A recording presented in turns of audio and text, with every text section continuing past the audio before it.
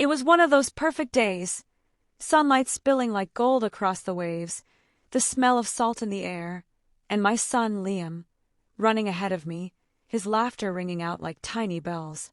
I was savoring the moment when he stopped abruptly, his small hands clutching something half buried in the sand. He turned to me with wide eyes and said, "Mom, who is this?" I couldn't see what he was holding, but the look on his face made my heart sink. I knelt beside him, brushing sand from what I now realized was a faded, creased photograph of a man and woman smiling under a familiar pier. My throat tightened when I recognized the man's face. It was my husband.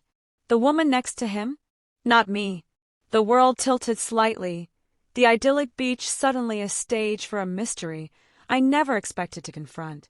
I'm Claire, a 36-year-old mother of one, trying my best to keep the pieces of life together after a challenging few years. Liam, my 6-year-old son, is my world, a whirlwind of energy, curiosity, and boundless love. He's the reason I get up every morning, even on the hardest days. My husband, David, is the kind of man who can walk into a room and make everyone feel at ease. Or at least he used to be. We've been married for 10 years, a decade filled with highs and lows like any marriage, but recently something had shifted. David worked long hours as a corporate lawyer, and while I'd always admired his ambition, I couldn't ignore the growing distance between us. He often came home late, distracted, his phone seemingly glued to his hand. I brushed off my suspicions, telling myself he was just stressed.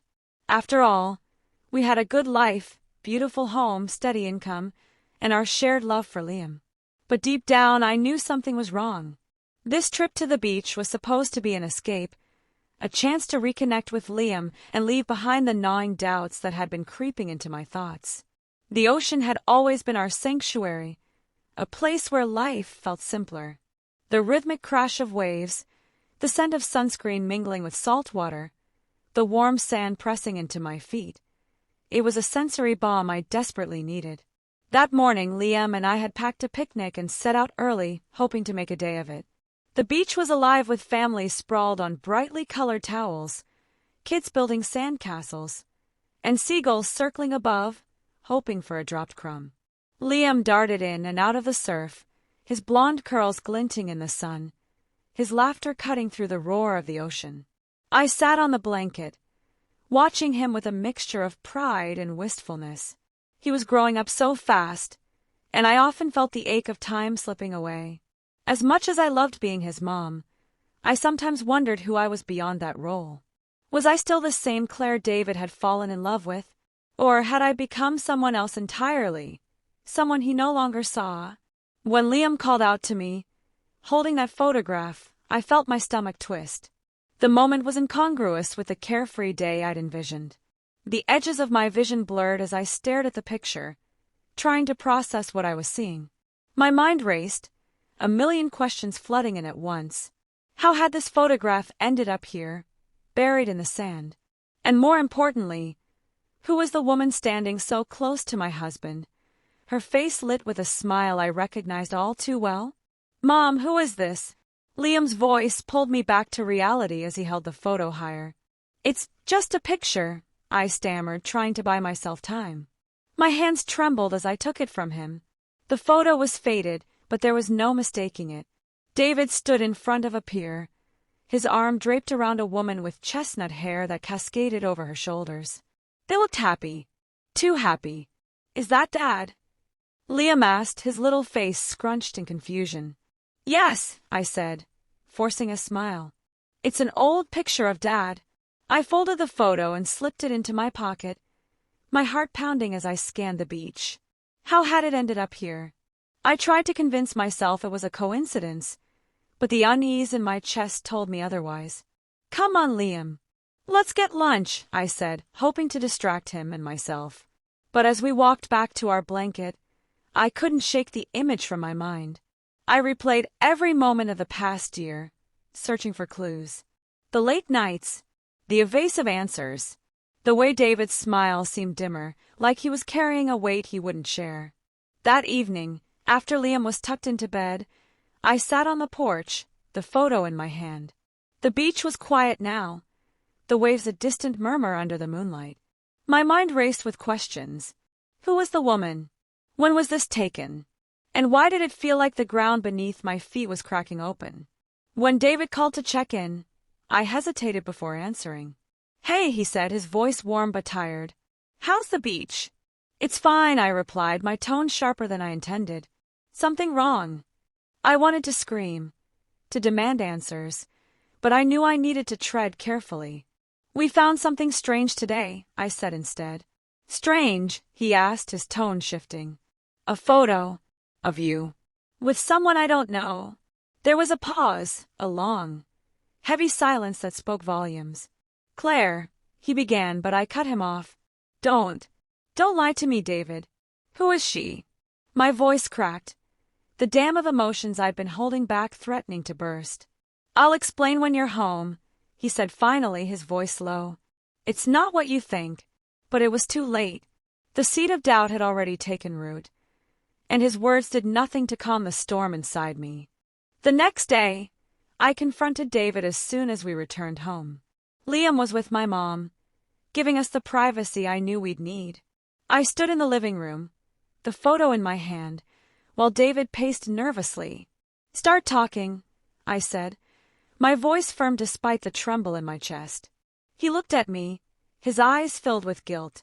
"Her name is Julia," he said quietly. "She was someone I knew before we got married." "Before we got married?" I repeated, incredulous.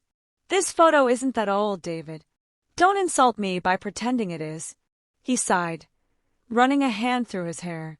"You're right. It's not. It was taken 3 years ago." My breath caught, the weight of his confession slamming into me. 3 years ago. My voice was barely a whisper. Liam was 3 years old. "It was a mistake, Claire," he said, his voice breaking. "I was working late all the time, and we were barely speaking. I felt invisible. Julia was a client, and we just connected. I spat the word, the anger boiling over.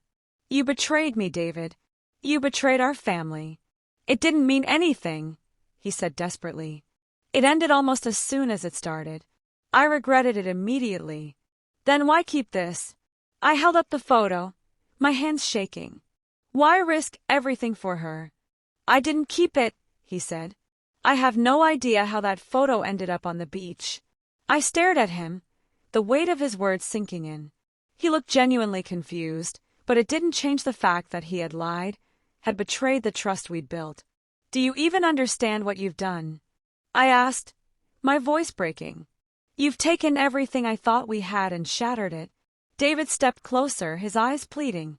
"I know I don't deserve your forgiveness, but I swear, Claire, I've spent every day since trying to make it right. You and Liam are my world. Please, don't let one mistake ruin everything." I wanted to believe him, to cling to the life we'd built together. But the pain was raw, and the trust was gone. "I don't know if I can forgive you," I said finally, tears streaming down my face. "You've broken something I don't know how to fix." David nodded, his own tears glistening in the dim light. "I'll do whatever it takes, Claire. Just tell me what to do." But I didn't have an answer.